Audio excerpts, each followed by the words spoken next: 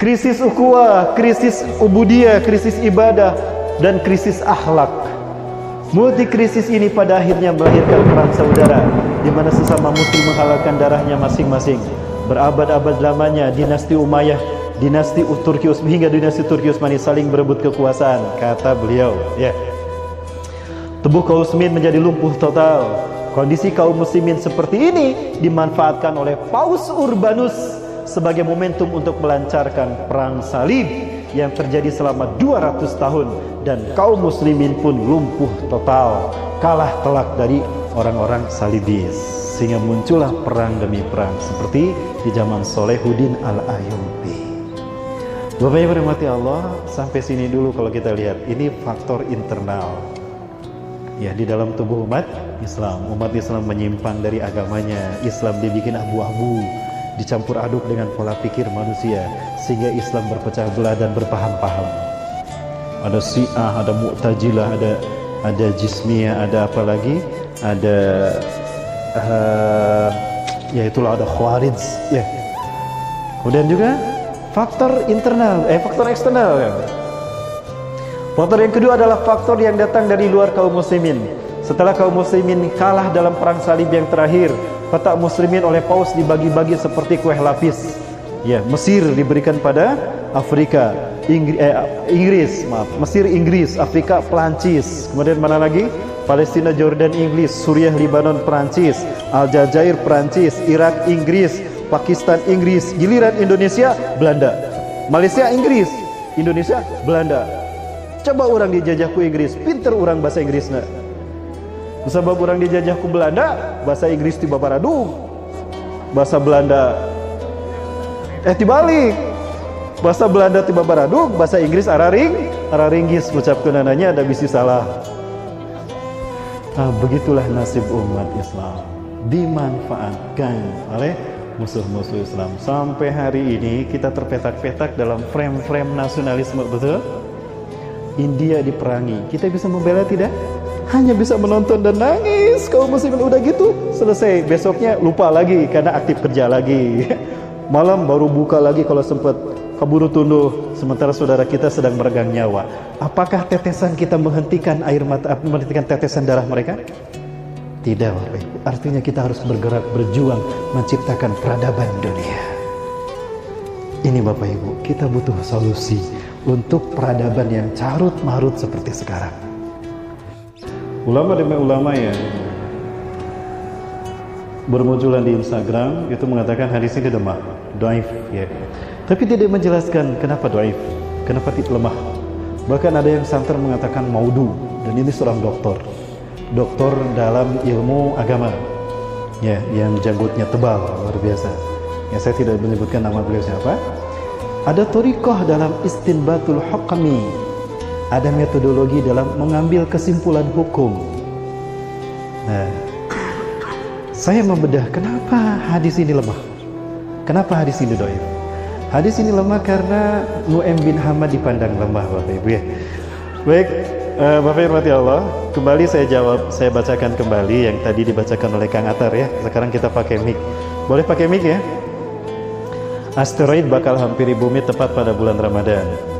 Data yang diperoleh ini Jakarta, ya, Jakarta. Berita dari Jakarta. Data yang diperoleh dari Center of Near Earth Object Studies atau CNEOS NASA, Badan Antariksa Malaysia Serikat, menunjukkan asteroid 2016 Martenap akan mendekati bumi pada Jumat 7 Mei 2020 jam 9.48, berarti jam 10 malam. Universal Time menurut waktu universal, atau Sabtu 8 Mei 2020 pukul 4.48 subuh, berarti jam 5 sudah waktu Indonesia Barat, jam 5 subuh. Hadisnya, apabila ketika kalian sholat subuh mendengar suara yang dahsyat di bulan Ramadan tanggal 15 Ramadan. Pertanyaannya, 15 Ramadan tanggal berapa Mei? 8 Mei, berarti 15 Ramadan. Dan hadis yang tadi kita dengar 15 Ramadan. Tadi kita membahas tentang peta geopolitik dunia yang carut marut, betul? Dan sekarang geologis alam. Jadi sinergi antara hancurnya moral manusia, hancurnya ideologi manusia dengan kejadian alam demi alam. Cuma satu solusi kita, kembalilah pada pangkuan Al-Quran dan Sunnah. Rasulullah tadi memberikan nasihat baik, karena waktu kita singkat, saya tutup dengan nasihat Rasulullah kepada Abdullah bin Abbas. Ini sering saya sampaikan, tapi ini pelajaran penting buat kita. Rasulullah bersabda, "Ya gulam, inni u'allimuka kalimatin." Wahai pemudaku, aku ingin mengajarkan 4 kalimat kepadamu. Penting, camkan. Yang pertama, ihfazillah yahfazuka. Jagalah Allah dalam dirimu, maka Allah akan menjagamu. Kalau Allah sudah menjaga kita, ada yang bisa membahayai kita? Tidak. Bagaimana caranya kita menjaga Allah, Ustaz? Bagaimana cara kita menjaga Allah, ya Rasulullah? Amalkan hukum Allah dalam hidupmu, maka Allah akan menjagamu. Artinya, hidupkan Islam secara kafah, kembali pada Quran dan Sunnah, Allah akan menjaga kita. Ada satu hadis lagi, nanti kalau ketemu dengan saya bacakan kembali uraian dari hadis ini. Yang kedua, ihfazillah tajidhu tujahaka. Jagalah Allah dalam dirimu, amalkan Islam dalam hidupmu, maka Allah akan menjadi solusi apapun kesulitan hidupmu. Yang ketiga, fa'alam, yakini wahai anakku, law anna al-ummah, andaikan umat manusia ijtama'u ala yadurruka bi syai'in, mereka berkumpul untuk membantai kamu, menyiksa kamu, membunuh kamu, lam yadurruka bi syai'in, mereka tidak akan bisa melakukannya. Mereka tidak akan bisa membantai kamu, mereka tidak akan bisa membunuh kamu dan membinasakan kamu. Illa bi syai'in qad katabahu Allahu 'alaik, kecuali dengan takdir Allah, dengan sesuatu yang memang Allah takdirkan. Hari itu kamu celaka, hari itu kamu binasa. Walau andal ummah, yang keempat, dan andaikan umat manusia izzamau ala yanfa'uka bi syai'in, berkumpul untuk menolong kamu, menyelamatkan kamu, melindungi kamu, lam yanfa'uka bi syai'in, mereka tidak bisa menyelamatkan kamu, mereka tidak bisa menolong kamu, illa bi syai'in qad katabahu Allahu 'alaik, melainkan jika memang Allah telah menakdirkan. Hari itu kamu harus selamat, hari itu kamu harus tertolong. Rufi'atil aqlam, diangkatlah pena, wajah fatisub, dan keringlah catatan takdir. Jadi harus kita ingat Bapak Ibu, apapun yang dilakukan manusia tidak akan merubah takdir Allah. Betul? Takdir sudah kering. Lalu kenapa kita harus takut? Takut kepada musuh-musuh yang akan membantai kita, takut kepada virus corona, atau takut dengan bencana alam? Serahkan kepada Allah, karena iman kitalah yang akan menyelamatkan kita. Terima kasih Bapak Ibu atas perhatiannya, mohon maaf atas kekurangannya.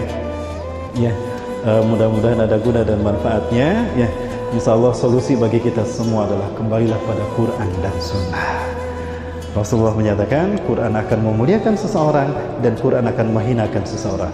Quran memuliakan kita ketika kita memahami, membaca dan mengamalkan dan mendakwahkan. Quran akan menghinakan kita ketika Quran dibiarkan, tidak dibaca, tidak dipahami, diamalkan dan tidak didakwahkan. Semoga bermanfaat khusus bagi saya menyampaikan dan umumnya bagi Bapak Ibu sekalian. Mudah-mudahan Allah Azza wa Jalla melindungi dan menyelamatkan kita dari apapun yang terjadi. Amin. Amin ya rabbal alamin. Rabbana zalamna anfusana wa illam taghfir lana wa tarhamna lanakunanna minal khasirin. Allahumma anta rabbuna la ilaha illa anta khalaqtana wa nahnu ibaduk wa nahnu ala ahdika wa wa'dika mastata'na. Na'udzubika min syarri ma sana'na. Nabulaka bi ni'matika alaina wa nabu bi dzunubina. Faghfir lana fa innahu la yaghfiru dzunuba illa anta.